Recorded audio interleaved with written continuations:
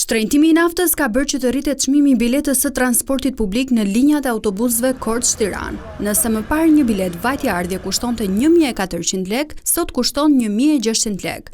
Sipas pronarëve të autobusëve, kjo rritje ishte pashmangshme.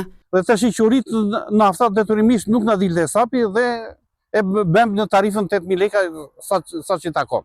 Po vazhdoi siç të rritet nafta të vetë 3.000 lekë në s'na leverdis, o do t'i mbyllim fare, ose do rritim çmimin e biletës. Po kjo është në kurriz të popullit pastaj. Sipas udhëtarëve, çmimi i biletës është bërë i papërballueshëm, sidomos për pensionistët. Çdo gjë është ngritur me këtë çmim të naftës.